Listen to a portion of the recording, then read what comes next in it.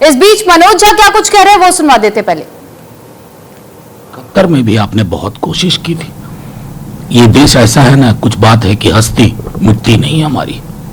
Sir 1970 Paris जो कर जा रहे क्योंकि उस टाइम पे इंदिरा गांधी जी हमारी प्रधानमंत्री थी, तो ये बताया जा रहा है कि उस समय कैसे जंग जीती थी हम लोगों ने और इस बार कैसे सीज फायर के लिए पीछे हट गया इंडिया। मैं समझता हूं कि ये थोड़ा अतिरेक में जाने से हमें बचना भी चाहिए। हालांकि बहुत लोगों को जिनकी स्मृति में 71 था उन्हें कल इस बात का भान हुआ, क्योंकि उस समय अगर मेरी मेमोरी सही कह रही है तो निक्सन थे प्रेसिडेंट, और उनकी तमाम कोशिशों के बावजूद बांग्लादेश के लिबरेशन में जो हमारी भूमिका हो सकती थी उसका निर्वहन हुआ।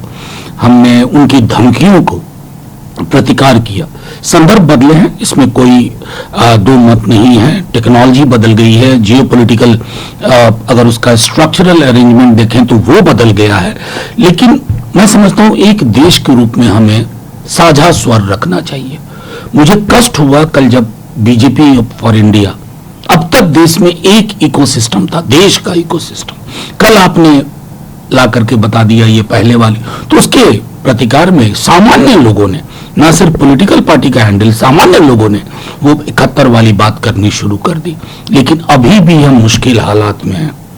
एक व्यक्ति, जो मैं दोहरा रहा हूं, दुनिया का चौधरी बनने की कोशिश कर रहे हैं, इतिहास को मिसरीड कर रहे हैं, बिना किसने मैंडेट दिया वो अपनी वो पोजीशन ले रहे हैं, और इसका प्रतिकार साझा रूप से पक्ष विपक्ष दोनों को करना होगा।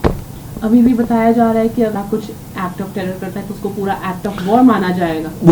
वो बात कल आधिकारिक दोपहर में हुई थी, वो हमारा स्टेटेड पोजीशन है, हमने लोग गवाए। लेकिन अभी मेरे लिए सबसे बड़ी चिंता का विषय है, मेरे लिए नहीं देश के लिए, कि अमेरिकन प्रेसिडेंट के जो बयान आ रहे हैं वो अनसेटल करते हैं।